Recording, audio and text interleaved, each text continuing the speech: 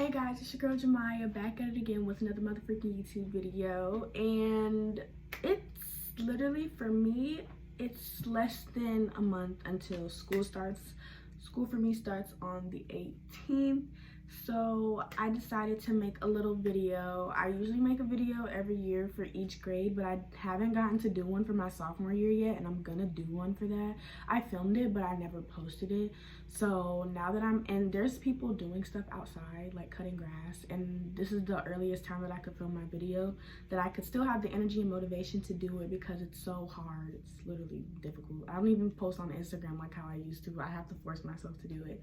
But yeah, I'm about to be a senior, and I did really good this year, if I do say so myself. I could have done a little better, but my GPA went up, which is always a plus, and I had no C's as usual, and I barely had any B's.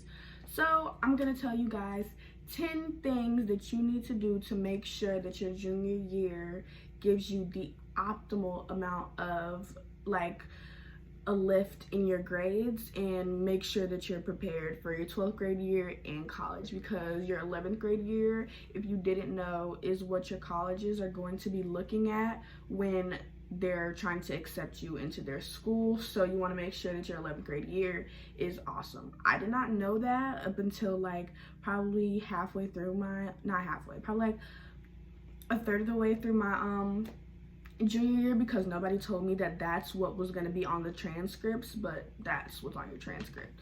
So the first thing that we have on this nice little piece of paper is to not procrastinate. Now, I'm so sorry. Now, procrastination will definitely get you messed up when it comes to school, because I'm a really big procrastinator, and the only reason why my procrastination isn't as bad as other people's is because I push myself. I do really good on stuff at the last minute. So I'll procrastinate on something for a long time. Literally, I'll have it for 2 months, and the week before I'll start it, and probably those 2-3 nights before is when I'll finish it. I'll actually start wrapping it up, and it'll be amazing. That's just me though. But also, there has been times where I procrastinate on something and I do not get it finished, and I'm sitting there with a bad grade on something, and I have to do something extra credit or make it up or something like that in order to boost my grade back up, and you do not want to have to deal with that. That's ew. So please do not procrastinate. And this isn't even with your grades and turning stuff in. This is just getting things done when it needs to be done, whether it's doing anything else that I have listed on here or your homework and stuff like that. It's not just make sure you get your homework in on time, make sure you get your projects in on time. It's making sure you have your life together, because when you get out in the real world, baby, there's gonna be no time for procrastination. You're not gonna have your parents there to tell you what to do. This light is really bright. Okay, so the next thing we have is to take your SAT. Now, I am a hypocrite with this, because I'm telling you guys to do it and I didn't do it. I did not take my SAT. I'm sorry, I don't like the way this is looking. My hair is kind of oily because my mom put grease in the wig to take it off, and she wouldn't let me wash it. So, you need to take your SAT. Why do you need to take your SAT? Because the earlier you take it, the more you can take it multiple times if you get a bad grade, and also you'll just get that practice in. And if you make a good grade the first time in your junior year, then you're good. You don't have to take it anymore throughout your senior year. I still have yet to take it. I kind of want to wait to take my SAT until I start taking my classes this year, only because I'm not that good with the whole math thing. Math stresses me out. I mean, I'm okay with it. I'll know how to plug certain stuff in, but I need a teacher to refresh my mind before I do that. I'm probably just gonna look stuff up, because I really want to take my SAT probably sometime in August, or late August, I think. But yeah, just make sure you take your SAT or your ACT. Our schools, I know some states, they don't do ACT testing, but my state did, and I took mine. I could have got a better score. I got a 23, but I mean, I'm probably not going to end up using that, because I'm not taking my ACT again, and I'm pretty sure I'm going to do better on my SAT. My SAT score, the first time I took it, which was the pre-SAT, was a 1050, and then I took it again, which was the pre-SAT, again in 10th grade, and I got a 1050 again. But the only reason I got a 1050 is because they didn't give us calculators. So I got a 1050 the first time with a calculator, and I got a 1050 the second time without. So if I would have had the calculator, my score would have been higher. It was a long story. It honestly made me upset, but it's okay because that wasn't the actual SAT. So this time I'm gonna make sure that I do good. I bring my own calculator. Like, everything's gonna be fine. Everything's gonna be Gucci. So number 3 on the list is to tour colleges. Why do you want to tour colleges? Okay, so maybe now you're gonna have to start virtually touring colleges because of the whole coronavirus thing. But I wish I would have. I wish I would have took the advantage of touring colleges before the pandemic started, because then I would have been able to go to colleges that I want to see, and I really want to go to an HBCU, so I would have gone to those colleges, gone to a few other colleges in my area, just because I don't want to move out of state, and got the opportunity to see actually what was going on there. And of course, when you go to schools and you go to their colleges and they see that you're interested in them, they're probably going to reach out to you, or they're going to put you on their email list, and you're going to get certain things from that school that you wouldn't get otherwise if you would have went to that college, if that makes sense. So touring colleges is a very, very big one. The next one, which is what I'm gonna work on this year because I didn't get a chance to, because I was switching schools and coronavirus, there's just a lot going on, but develop a really good relationship with your counselors. Why? Your counselors are gonna be the ones that are gonna give you the leg up when it comes to scholarships, when it comes to anything college related and getting you ready to get the freak up out of high school. They're gonna be the ones to let you know what you need to know. They have scholarship lists that they can put you on. They have different scholarships that their school provides. Like, I know certain schools provide certain scholarships, or they have access to certain scholarships because of, you know, sponsors. I don't know how they get them, but they get access to certain scholarships just for that school and just for their students. So if you want to check with your counselor, develop a good relationship, so they'll be like, oh, I see, for me, it's, oh, Jemiah, I see you. Let me tell you about this college opportunity. Boom, now you have a chance to get a scholarship, or honestly anything. They can help you with so much because that's their job, is to help you with college and help you get up out of high school, because they're ready for you to leave so you can go on and start your life. Next, baby, we have apply for external scholarships. This is what I've been doing. So I go to College Board, and I go, and they have a $40,000 scholarship that you have to work your way up to, and I did the $500 one, and that ends on the 31st, and then you go and you keep doing them up until it gets to the last bit where it's the $40,000 one, and you have a chance to win $40,000. You can also go on websites like Niche, I'm pretty sure it's like Nitro, something like that, and they have a whole bunch of scholarships. Just type in scholarships online, and you can type in no essay if you don't feel like writing them, but the ones that have the essays, 9 times out of 10 you're gonna get a lot of money from those, because they want to see what your abilities are. They can have them for your GPA. If your GPA is not the best, they can have them for like your grades, because I know some people, they're not good test takers, so testing takes down their GPA a lot while they're actually making good grades while they're in class. So if you're one of those people, you can be one of those people that are good at test taking. You can do it for your major that you want to choose.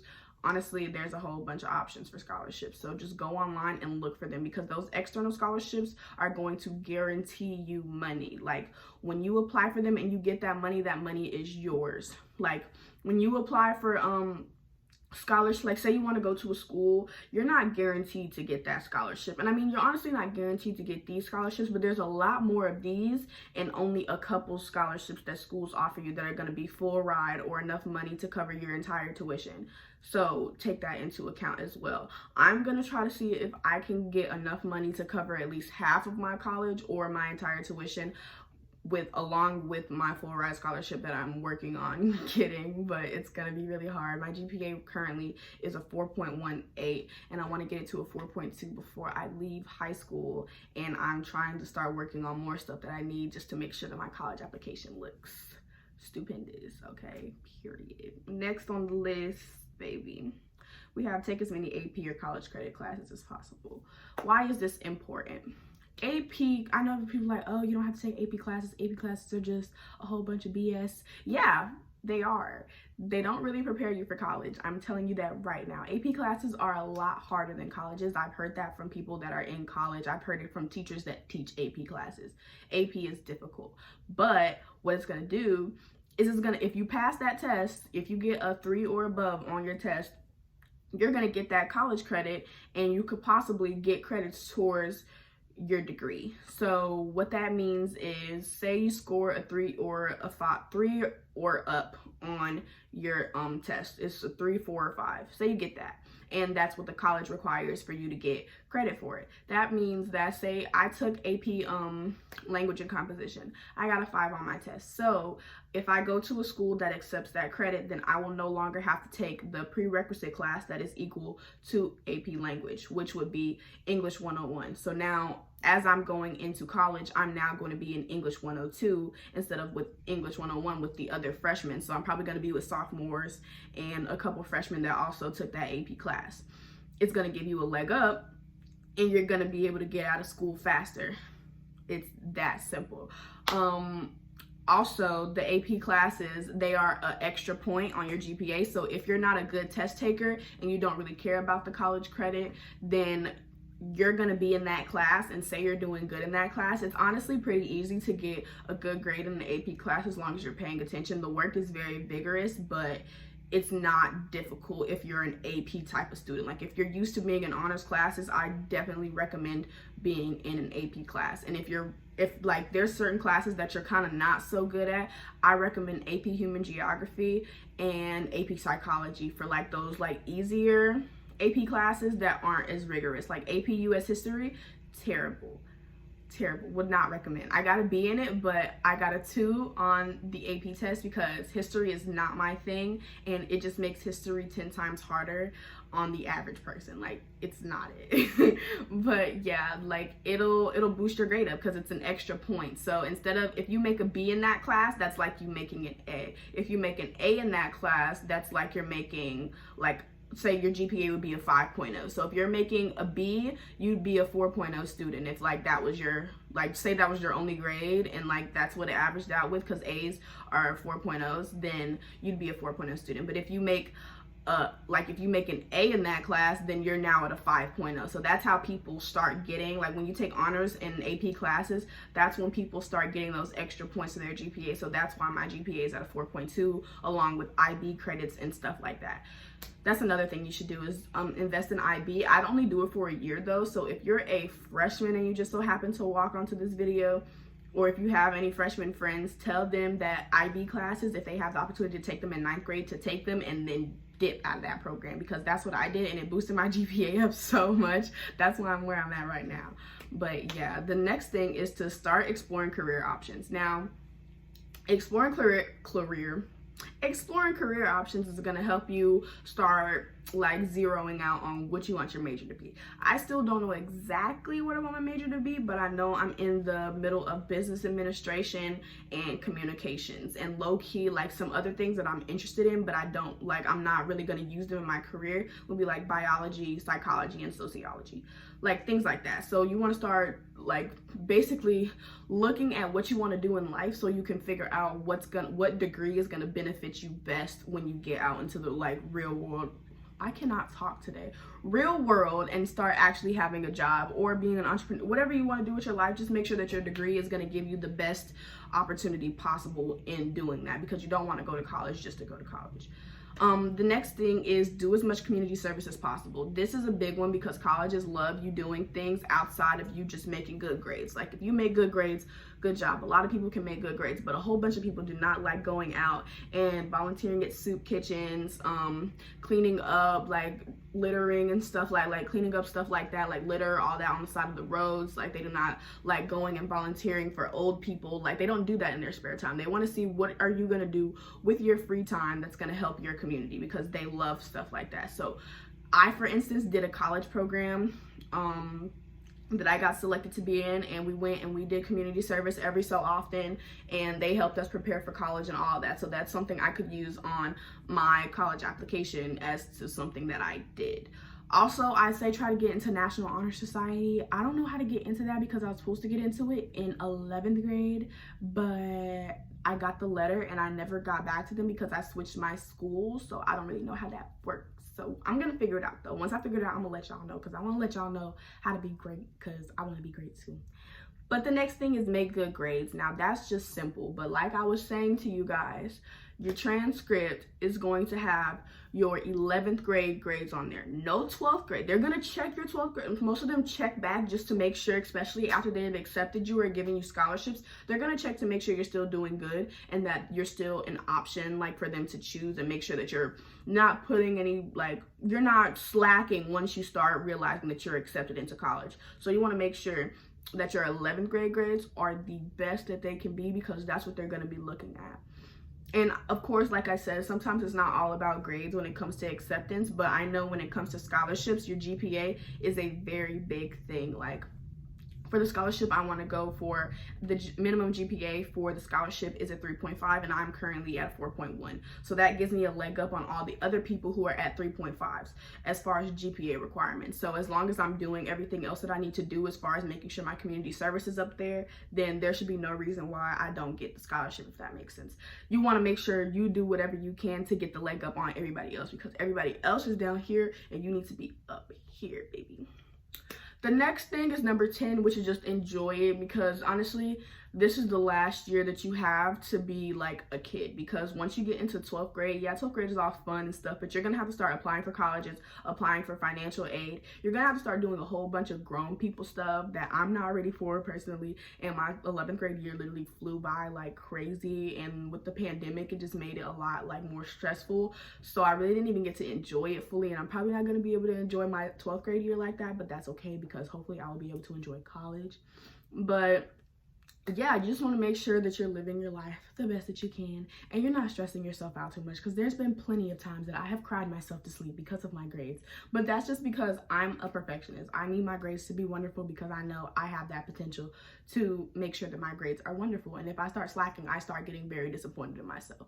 So just make sure that you're doing all that you can to make sure that your like mental health is good while you're in school, because I know it can start impacting you, because college is this really big thing that you have to do and accomplish, and you have to get scholarships and get free money, and it's a lot, I know, but just chill out and everything will be fine.